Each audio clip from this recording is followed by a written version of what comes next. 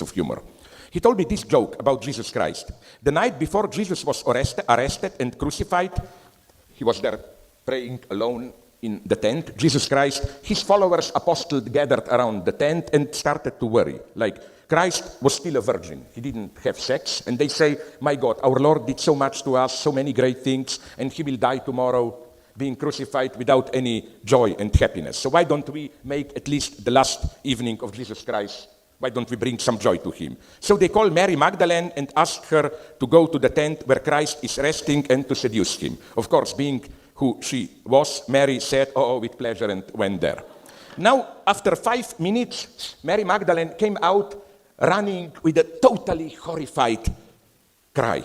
And apostles were wondering, what happened there, my God? Is Christ secretly a pervert? Did he torture her or what? No, she explains. Everything went well at the beginning. I slowly undressed, I spread my legs, I showed to Christ my pussy, but then catastrophe started. He said, what a terrible wound is there. He put his hand in and healed it, made it whole, no?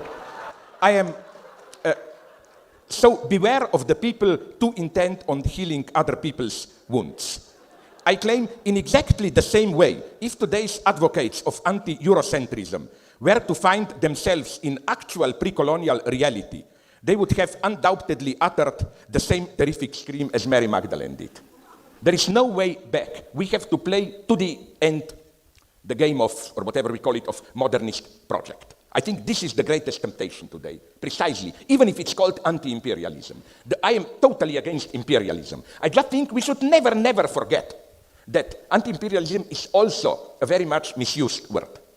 Remember that when they started to fight the British and so on, Germans and Japanese fascists were regularly using the term anti-imperialism and so on and so on. You know, I'm against imperialism, but I am not ready to sacrifice the legacy of European modernity. Precisely that passionate model of love, agape, universal love which is not the wisdom of keeping a distance, but fully falling into it, full engagement, losing oneself without reserve. For me, wisdom is not all that Star Wars pseudo-oriental bullshit, you know. Don't attach yourself too much to worldly object. No, attach yourself to the end to a worldly object.